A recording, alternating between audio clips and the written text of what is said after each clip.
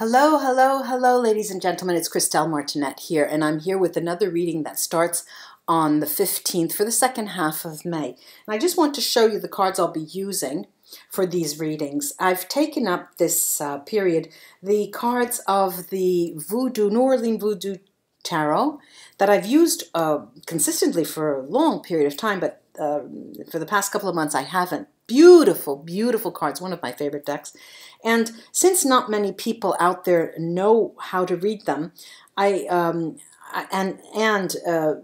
it's difficult for you. Some people think that they're very dark cards, and they are not. It's a different culture, really. I temper that with another tarot deck, and they work very well together, which is the Angel Tarot. They seem to work very well together. They lighten each other up, and what emerges is a very particular message. And then, of course, I'll be using my VERA SIBILLA cards, and they are the protagonists in my readings always. And, of course, the runes. And I again have this reading, the antler runes, that I can see very well on camera. They're easier to see. And I'll cast them at the very end. I just wanted to say that I've been having a lot of consultations with people interested in soul therapy, and it's been going extensively well. And why I need to put in my 2 cents here is that I've said this to people who have been coming in for an archetypes reading. The hair on my arms stands on end when I work with clients in soul therapy for the amount of precision and it's uncanny, and the actual result that it has on people, the amount of healing that takes place. And I just wanted to open the floor for that. Because some people who come in, they're a little bit embarrassed to talk about themselves and talk about their issues. And soul therapy is a way of circumventing that. It's even better than the card reading in the sense that it's not a therapy session where you come in and you talk about your problems with a psychotherapist. It's giving me 4 bits of information, and I do the work, and we come into a session, an extended session, and I tell you what I find. And then the story comes out, and you make heads of and tails of what I tell you, and it seems a different way toward healing. It's quite interesting, and I'm very at ease with working with the invisible world. I feel it's part of my nature. It's part of my own soul group of origin, where I straddle the invisible and the visible world. I do a lot of channeling, and there too my hair stands on end when I do channeling and mediumship. So for those of you who are interested in contacting people from the past who have moved on, the sessions are very, very interesting. So that said, let's go on to the reading, ladies and gentlemen. Hi Taurus, it's Christelle Martinette, and now I'm here with the reading for the second half of May for you. See what the cards have to say for Taurus for the second half of May.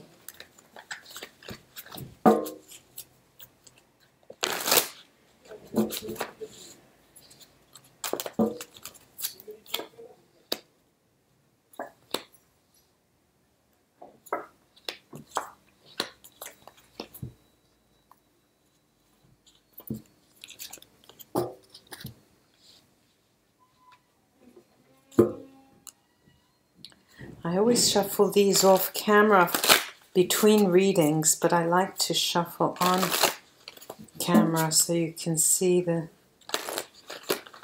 process. I personally don't like seeing readers who just show the cards to you when they are already laid out. I prefer doing it online myself, and I appreciate it that way as well. Taurus, let's see what's in store for you. Let me show you these cards. The having trouble here. New Orleans Tarot, New Orleans Voodoo Tarot. This is the 5th major arcana. It's the the master of the head. Radha 2, Nanambuklu. Radha 3, Gada. So there's a progression there. The 8th major arcana, possession. Congo 1 card, Aida Wedu. Got a strong initiation here, very strong. Okay, then we have the Aries card. I was going to say the Aries card. Why did I say the Aries card? In the Aries reading, it came out in the exact same position. The Wheel of Fortune. The 6 of Pentacles. The Knight of Swords.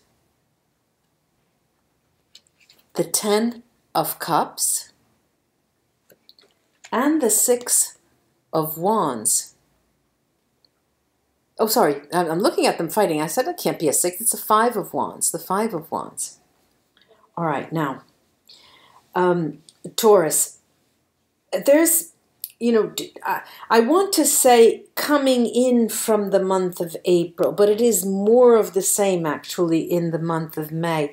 I've got here a concentration of energy in the upper chakra levels here, where there is, of course, you do a lot of fancy footwork. You're material people. You like to touch, but I'm getting a lot of concentration, a bit overactivity in the upper chakras, 6th, 7th, 8 above the crown, where that means to me that it's done, ascapito, to the detriment of the lower, more grounded areas.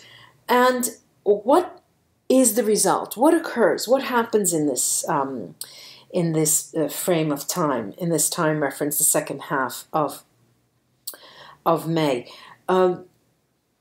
There are a lot of you who are dealing with business and business negotiations, and you're interested in how to improve that and how to get the best deal for certain things. This is the only way I can explain it now, and that entails a negotiation. But you know fully well that the conception of an idea starts in the head, doesn't it? But you also know that there's a bit of what we call magic for something to come out well.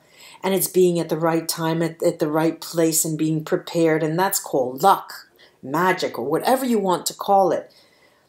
Now, you are fully engaged in this period. I mean, fully engaged. You're ready, willing, and don't move your eye from the ball. What happens then is that initially you feel things going your way.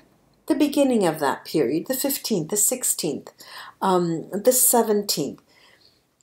And, well, many of you are still in your birthday period, Taurus.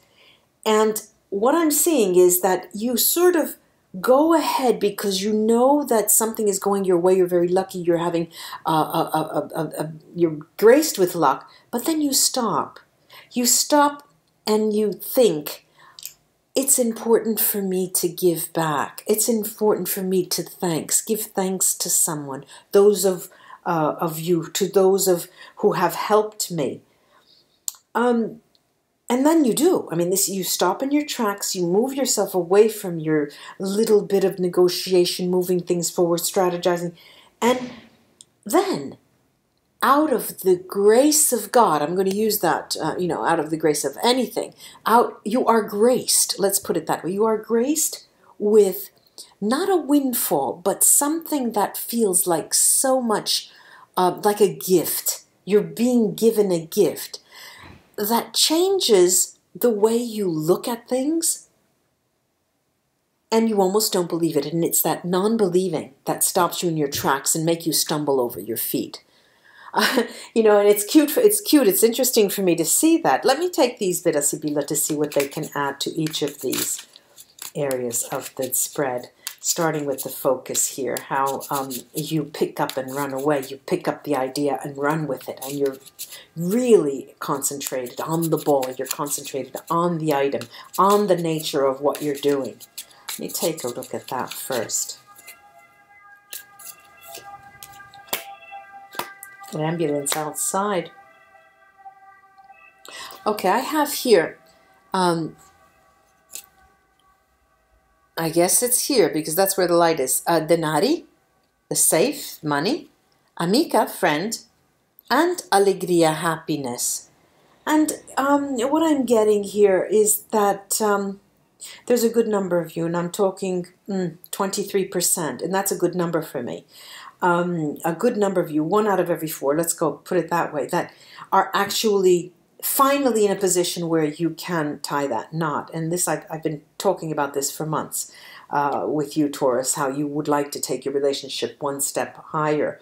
And there's about a 1/4 of you who'll be able to do that. And it is out of sheer will that you're doing that, and it's going to come about. I'm taking now the upper concentration on the upper chakras and the overactivity there that ultimately, initially, will make you be successful, but that then towards the end of the month will cause you to be angry at yourself for not having seen something coming. All right, and these cards are announcing that. There's the Morte, the death card, Ammalato, the ill one, and the Belvedere, looking out in the future. And they are really telling you that story. I need to transform my situation into one of stagnation, and out of one of stagnation into one of success. And you do. You know, the drive is there, the force is there, and you go forward without bearing in mind that potentially there could be a trap that you do indeed fall into toward the end of the month. There's something that you don't watch. So maybe this reading can help you foresee that and just cover your bases a bit more. I'm going to take this over Aida Wedu and the 5 of Wands. Okay, so what do we have? We've got the sacerdote, the priest, disgrazia, disgrace, disaster, and casa. And, well, if those of you who are not the 1 out of 4, the 24%, excuse me, who are able to take it to the next level, and you're one of the other 3/4 of the Taurusi, the Tauruses, the Tauri, the plural Tauruses that are not able to do that, you need to create a preventive strategy. You need to put on not your binoculars, but a wide-angle lens in order for you to see all of the sides to the story, because it's not by chance that the sacerdote came out, the priest, because it's saying that those who are single are not yet ready in a position of being able to make that qualitative jump, but it's of your own doing. And it's the nature of your status that is causing you to have difficulty in taking it 1 step further. Too many nights out on the town, being dissuaded by friends who would like to take you along that paved road, you know, of good intentions that leads to hell is the road to heaven. How does it go? The road to heaven is paved by good intentions. No, the road to hell is paved with good intentions. That's what it is. So it's sort of giving you a little bit of a warning and saying, look, get the wide-angle lens and take a good look. And so you're cornering, seeing all the corners and what could be in store for you. I'm going to crown the reading with the runes casting to see what it has to add to this. Church bells are chiming in. It's 6 p.m. here.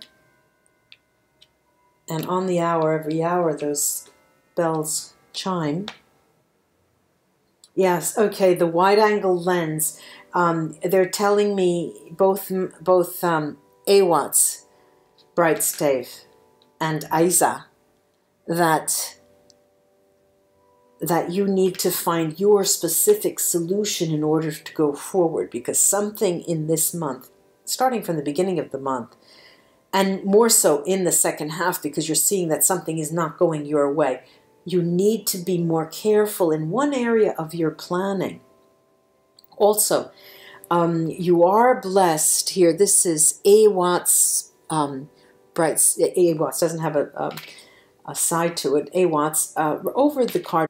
Taurus, every now and then my computer shuts off. I was saying that there's Awat's or Awat's that is over the card of possession of the Voodoo Tarot that is protecting you, so that you can have that added boost and added aid for you to open that wide angle lens and see, you know, get rid of the blinders and be able to see with peripheral vision all angles of something that is so dear to your heart.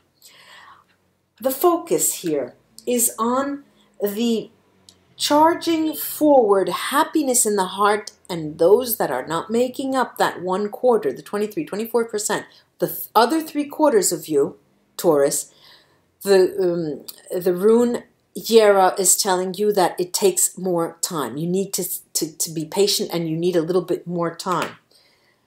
Also, you're going my way, I'll do it my way. This is what you're going to be singing the second half of May. Manats and Weird, the nameless, faceless rune. I'll go it my way. And I'll go it my way in an interaction. And this has to do with business. You want to put your brand on something that you're doing, your name on it. You want people to remember who you are and what you've done.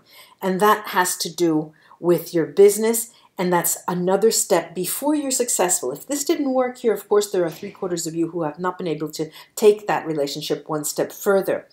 All in all, the upper chakra overactivity is in this short term period, the 2 weeks, is detrimental for your grounding nature, to be grounded, but Gifu is going to bring back to you the energy that you have spent in the overactivity in the upper chakra levels.